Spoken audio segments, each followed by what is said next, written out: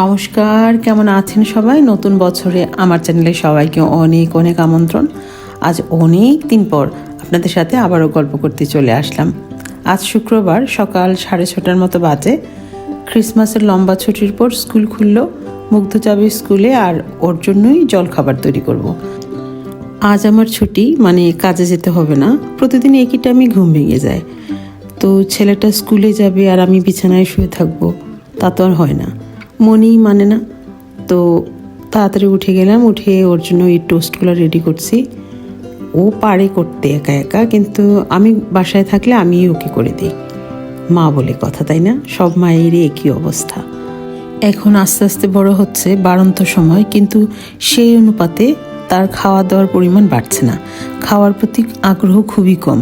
এই জন্য আমি যখন বাসায় থাকি ওকে এটা সেটা বলে খাওয়ানোর চেষ্টা করি, যেমনটা আমরা বাঙালি মায়েরা সবাই কম বেশি করে থাকি। তো আমি দইয়ের মধ্যে অর্ধেকটা অ্যাভোকাডো দিয়ে এর উপরে অল্প মধু দিয়ে দিলাম, আর টোস্ট করা রুটি দুটোতে মাখন লাগিয়ে উপরে চিজ দিলাম, আর সাথে দিয়ে দিলাম কয়েকটা বেল পেপার। ব্যাস, ওর জল খাবার রেডি। আজ স্টকহোমে খুবই ঠান্ডা, -4°C। মুগ্ধ স্কুলের জন্য বেরিয়ে পড়লো। তো চলুন যাই বারান্দায়, দেখে আসি বাহিরের কি অবস্থা। সকাল 7:11 বাজে, আর ওর বাস আসবে 7:15-তে। আমার বাসা থেকে বাস স্টেশনে যেতে মাত্র 2-3 মিনিট সময় লাগে। দেখুন কি ঘুটঘুটে অন্ধকার। সবেমাত্র সকাল হলো, আর দেখে মনে হচ্ছে যেন রাত 9-10টা বাজে। এই হলো সুইডেনের শীতকাল। সকাল 7টা, 7:30, 8টার দিকে দিনের আলো ফুটে ওঠে, আর ওদিকে বেলা 3টা বাজার সাথে সাথে 3টা, 3:30টার দিকেই অন্ধকার নেমে আসে। না বাবা, এখানে এই ঠান্ডায় বেশিক্ষণ দাঁড়িয়ে থাকা যাবে না। চলুন ঘরে যাই। শীতের দেশগুলোতে না এই একটা সুবিধা, বাইরে যত ঠান্ডাই হোক না কেন ঘরের ভেতরে গরম। ওদের বাড়িঘরগুলি এভাবেই তৈরি, আর সুইডেনের হিটিং সিস্টেম খুবই ভালো। তো 2 সপ্তাহ আগে বাংলা দোকান থেকে আমি এই জলপাইগুলো এনেছিলাম। তো এতদিন 2 সপ্তাহ যাবৎ ফ্রিজেই পড়েছিল এগুলা।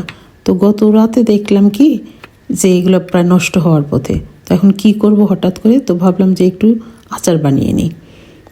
তো আমি আচার বানানোর জন্য নিলাম এই যে গুড় প্রায় 1.5 কাপ, আর এই যে 3টা শুকনো মরিচ, আর এখানে আস্ত জিরা, ধনে আর মৌরি অল্প ভেজে নিয়ে গ্রাইন্ডারে গুঁড়ো করে নিয়েছি।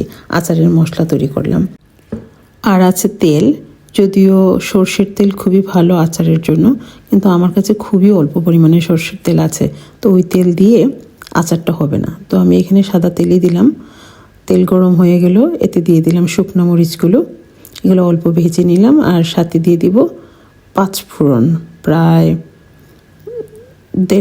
1 টেবিল চামচের মতো আছে। তো 5 ফোড়নগুলো নেড়ে চেড়ে নিলাম ভালোভাবে। আর এখন এতে দিয়ে দিব জলপাই, আমার এই যে কাটা জলপাইগুলা। আমি আগের দিন রাতেই ভালো করে ধুয়ে রেখেছিলাম, জল ঝরিয়ে রেখেছি, তাই এখন আর তেমন জল নেই জলপাইয়ে। তো আমি ভালোভাবে নাড়াচাড়া করে নিলাম। আর এই যে দেখুন আমার জলপাইয়ের এই অবস্থা হলো। ভালোভাবে নেড়ে নিচ্ছি আমি জলপাইগুলা। আর এবারে দিয়ে দিচ্ছি স্বাদ অনুযায়ী লাল মরিচের গুঁড়ো, আরও দিলাম অল্প হলুদ গুঁড়ো দিয়ে আমি ভালোভাবে মেখে নিব সব কিছু, যেন প্রতিটা জলপাইয়ের গায়ে এই হলুদ মরিচের গুঁড়োটা লাগে। আর দিয়ে দিলাম আন্দাজ মতো লবণ। লবণ দিলে অল্প জলপাই থেকে অল্প জল বের হবে। তো আচারে যদি জল থাকে তাহলে কিন্তু সারা বছর সংরক্ষণ করা যায় না, নষ্ট হয়ে যায়। আরও যেন জল বের হয়, এর জন্য আমি ঢেকে দিয়েছিলাম অল্প। আর এবার সেই আবারও ভালোভাবে নাড়ে ছেড়ে দেওয়ার পালা, যাতে জলটা সবটা শুকিয়ে যায়। এই যে আমার জলপাই আর কোনো জল নেই। এই যে অল্প সর্ষের তেল ছিল, ভাবলাম যে একটু যখন আছে উপর থেকে দিয়ে দিই। সর্ষের তেলের একটা আলাদা ঘ্রাণ থাকে। তো আমি সর্ষের তেলটা অল্প দিয়ে দিলাম। তো আবারও মিশিয়ে নেওয়ার পালা। এখন আমি দিয়ে দিচ্ছি গুড়। গুড় দিয়ে আবারও আমি ভালোভাবে মিশিয়ে নেব সব কিছু। আর আমি দেখেছি কি আচারে, যে কোনো আচারেই গুড় দিলে আচারের কালারটা অনেক সুন্দর হয় চিনির চেয়ে। তো আমি চিনি দিই নাই, এর জন্য আমি গুড় দিয়েছি, এতে আচারের কালারটা খুব ভালো আসে। এই যে এখন ভালোভাবে মাখিয়ে নেওয়ার পালা। আমার আচার অলমোস্ট ডান। তো নামানোর আগে আমি এই যে আচারের মশলাটা করে রেখেছিলাম, এর থেকে প্রায় 1.5 টেবিল চামচ মশলা আমি দিয়ে দিলাম এতে।